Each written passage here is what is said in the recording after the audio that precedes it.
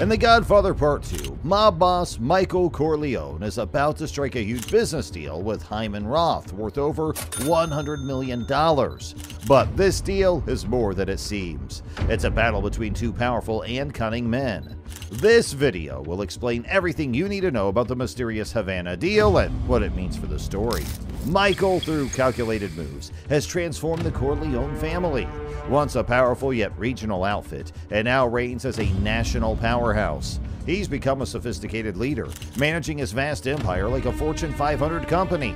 Ascending the ladder of power, Michael's world expands, and so do his enemies. Local mob bosses and Sicilian rivals are a thing of the past. Now he faces a new breed of adversary, far more dangerous and influential. But for a man of Michael's ambition, this is merely a stepping stone. He craves more, a relentless hunger to push the boundaries. Wouldn't you? So how does he reach the next level?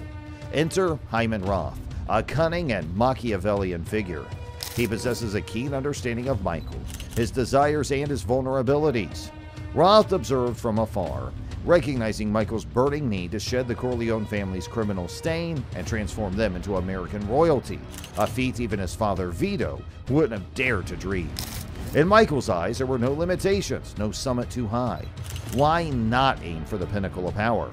Why not become a kingmaker, a man with the resources to influence the highest office in the land, the President of the United States? Roth, with a predator's instinct, exploited this ambition, crafting a proposition that would forever alter the Corleone legacy. The offer was one Michael couldn't refuse. Hyman Roth, despite his advanced age, possessed a vision of unparalleled ambition. He envisioned a jewel in the Caribbean, a Monte Carlo reborn in Havana. This partnership, with the backing of the Cuban president himself, would grant them a haven above the law, a place where no competitor dared tread. The location was perfect. 90 miles from the U.S. mainland, it was far enough to evade scrutiny, but close enough to maintain their American operations, especially as law enforcement pressure mounted. This was the safe haven they'd always dreamt of, a place to solidify their criminal empires. While hotels and casinos alone were projected to be immensely profitable, surpassing anything they had in Vegas, the true allure and biggest potential earner lay elsewhere: money laundering. These legitimate businesses would be a front, a way to clean their ill-gotten gains from across the globe. With access to seemingly pristine funds, they could operate with relative impunity. However, this audacious vision came with a hefty price tag: over $100 million, a staggering sum in 1958, equivalent to roughly $1.1 billion today. So, what exactly was the deal? This complex agreement involved a multitude of players and interests. In essence, Roth and his associates would lead the construction and acquisition of a network of hotels and casinos in Havana, the crown jewel of Cuba's burgeoning tourist scene.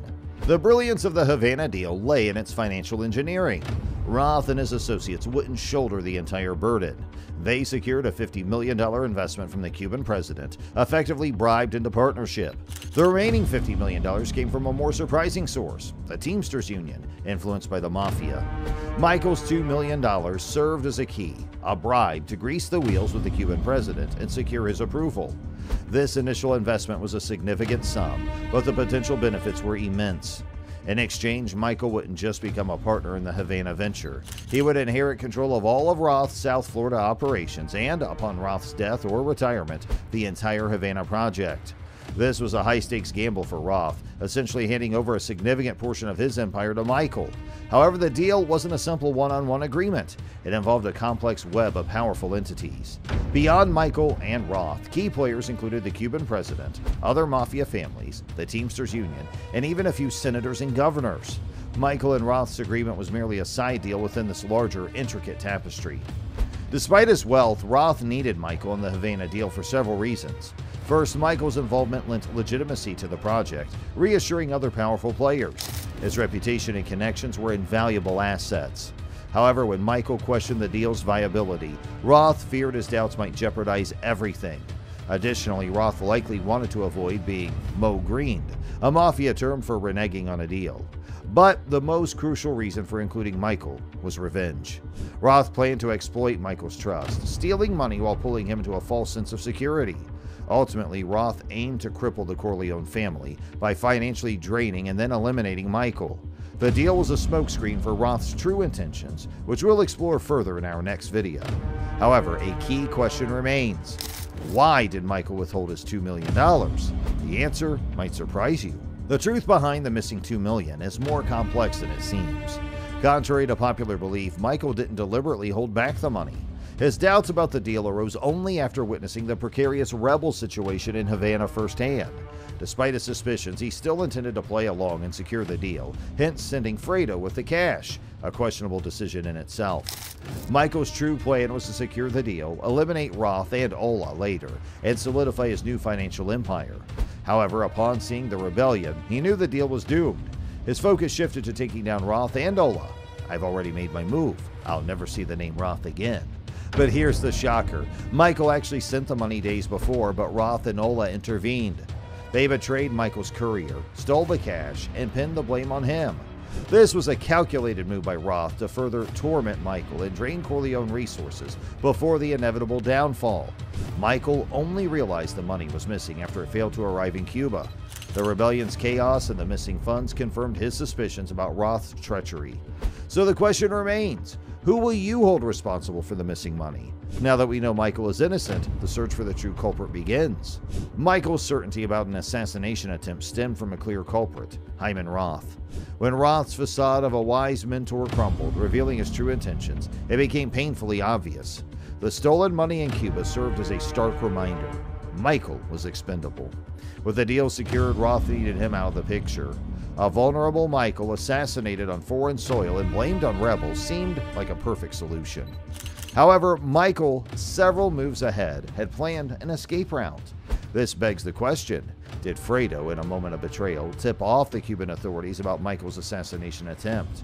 We'll delve into that in a future video too. But it is important to note that Roth never intended to fulfill his end of the deal.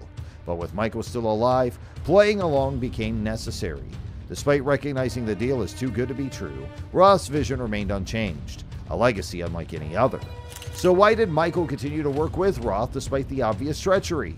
This is a question we'll explore further. Knowing Roth was behind the assassination attempt seems to contradict Michael's continued collaboration with him. For someone of Michael's strategic prowess, this appears illogical. The answer lies in his choice of bodyguard, not Rocco or Neri as top enforcers, but instead Michael brought a skilled Sicilian assassin, Uceda, essentially his own Luca Brasi. He couldn't risk exposing his top lieutenants on Roth's turf, but there's more. Michael hoped to unveil the traitor within his ranks, which was still unidentified at this point. Keeping Roth at ease offered the perfect opportunity to expose him. Additionally, despite the treachery, Michael still desired the lucrative Havana deal and a share of Roth's wealth. Finally, a question we all ponder. What if Michael hadn't survived? A successful assassination by Roth would have allowed the Havana deal to proceed, fulfilling his revenge and enriching him further. So, that's all we have for you today on this trailer for The Godfather Part 2. What did you think? Would you be interested in seeing a new chapter in the Corleone family saga? Well, let me know in the comments below. And before you head out, please be sure to hit that like button if you enjoyed the video, and subscribe to the channel for more movie news, reviews, and explorations.